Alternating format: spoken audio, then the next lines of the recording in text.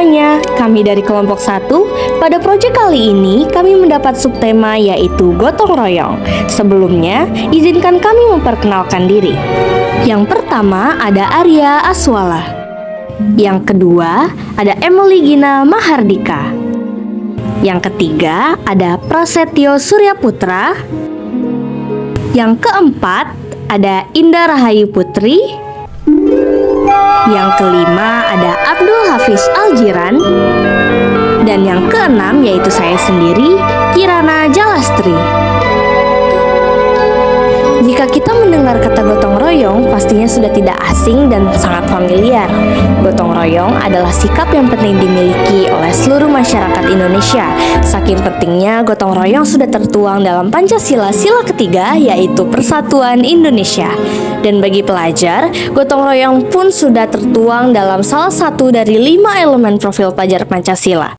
Namun, tahukah kamu apa yang dimaksud dengan gotong royong? Gotong royong adalah sebuah konsep dalam budaya Indonesia yang mendorong kerjasama dan kebersamaan. Ada pula arti dari gotong royong sendiri, yaitu gotong yang artinya angkat, serta royong yang artinya bersama-sama. Seperti peribahasa, yaitu berat sama dipikul, ringan sama dijinjing. Dan tahukah kalian pula teman-teman, bahwa kerjasama itu bukan berarti kerjanya harus sama-sama.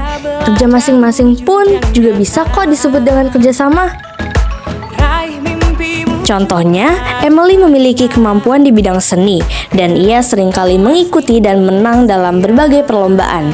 Ada pula Hafiz, yang jago berolahraga dan seringkali menang dalam kejuaraan-kejuaraan. Nah, secara nggak sadar, itu juga dapat disebut dengan kerjasama loh teman-teman, yaitu mereka sama-sama mengharumkan nama sekolah SMA Negeri 11 Jakarta. Caranya boleh beda, namun tujuannya tetap satu jua. Selanjutnya ada pula manfaat dari bergotong royong. Gotong royong bukan hanya mendorong kerjasama dan kebersamaan, tapi ada pula manfaat-manfaat yang didapat dalam bergotong royong loh teman-teman. Yang pertama, kolaborasi. Contohnya, kamu dapat terbiasa berkolaborasi atau bekerja sama dengan orang lain untuk menyelesaikan suatu pekerjaan. Ketika berkolaborasi dengan orang lain, kamu jadi memiliki kemampuan komunikasi dan berorganisasi, yang artinya kamu jadi terbiasa mengambil peran dan bertanggung jawab dalam kelompok dengan baik. Yang kedua, kepedulian. Karena dengan melakukan pekerjaan bersama-sama dan tolong-menolong, kamu dapat menjalin hubungan yang baik dengan orang lain, dan lama-kelamaan tumbuhlah kebersamaan, saling menghargai, dan rasa persatuan dalam kelompok. Nah, yang ketiga, ketika bergotong royong, kamu pasti berbagi waktu dan tenagamu dalam menyelesaikan pekerjaan. Tidak hanya itu, kamu mungkin juga berbagi informasi dan ilmu yang kamu punya, demi kemajuan bersama tentunya. Ingat ya teman-teman, dengan berbagi ilmu itu tidak akan mengurangi ilmu yang kita punya. Justru dengan berbagi ilmu dapat makin banyak informasi dan ilmu yang kita punya. Tahukah kamu apa yang dimaksud dengan gaya hidup berkelanjutan? Gaya hidup berkelanjutan pada dasarnya adalah cara hidup dengan kesadaran dan pandangan jangka panjang, mengingat hampir semua tindakan yang kita lakukan memiliki dampak pada lingkungan dan orang lain. Atau gaya hidup berkelanjutan juga dapat diartikan sebagai gaya hidup yang tidak mengancam atau membahayakan kebutuhan generasi mendatang. Lalu, mengapa gotong royong berpengaruh dalam kehidupan berkelanjutan? Karena gotong royong ialah modal sosial untuk membentuk masyarakat yang berkelanjutan. Salah satu contoh mudah yang dapat kita ambil yaitu ketika Indah memilah sampah yang ia buang, serta ada pula Tio yang selalu membawa tumbler ketika ia pergi dibanding dengan botol plastik. Dengan begitu pun, Indah dan Tio dapat disebut dengan bergotong royong atau bekerja sama dikarenakan mereka memiliki satu tujuan yang sama, yaitu menerapkan gaya hidup berkelanjutan yang bertujuan untuk mengurangi polusi, sampah, bahkan limbah yang ada di Indonesia yang sangat berguna bagi generasi mendatang. Pada intinya, manfaat dari gotong royong itu sendiri yaitu dapat menumbuhkan rasa persatuan dan solidaritas yang tinggi, yang dimana rasa solidaritas dan persatuan ini dapat mencegah perilaku yang sedang marak pada saat ini, yaitu bullying. Nah, jangan kemana-mana dulu ya. Setelah ini, kami akan menampilkan video wawancara yang telah kami lakukan bersama para guru dan siswa-siswi SMA Negeri 11 Jakarta tentang tanggapan mereka mengenai gotong royong. Tetaplah pada pendirian semula. Gotong royong itu bekerja sama, saling tolong-menolong tanpa memandang ras, suku, budaya, ataupun agama. Kalau dalam Islam, gotong royong itu ada dijelasin dalam Quran Surat Al-Maidah ayat 2, yaitu tolong-menolonglah kalian dalam kebaikan, dan janganlah kalian tolong-menolong dalam kemunkaran ataupun keburukan. Itu aja sih paling menurut saya.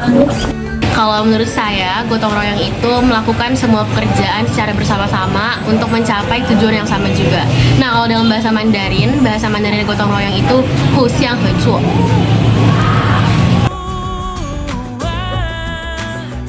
Ya, menurut saya gotong royong itu cukup berdampak untuk kehidupan berkelanjutan, karena dengan gotong royong itu kita anak-anak di sekolah itu bakal lebih kompak ya, karena sering bergabung untuk bergotong royong. Juga kebersihan lingkungan sekolah juga bakal meningkat drastis gitu, karena sering dilakukan gotong royong untuk bersih-bersih lingkungan sekolah. Lalu bakal ngurangin kasus-kasus yang terjadi di sekolah seperti bullying kan, karena anak-anak itu udah sering kerja sama gitu dalam gotong royong. Jadi nggak ada lagi yang bakal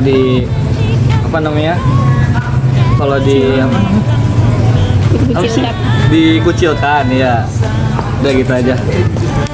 Saya gotong royong berdampak untuk berkehidupan kelanjutan, karena gotong royong kan bekerja sama. Dengan bekerja sama kan berarti kita berhubungan langsung sama orang lain, dimana itu salah satu kebutuhan pokok manusia sebagai makhluk sosial. Nah, jadi gotong royong itu benar-benar mendukung kita untuk berkehidupan kelanjutan, karena ada tadi faktor utama manusia, yaitu hidup sosial.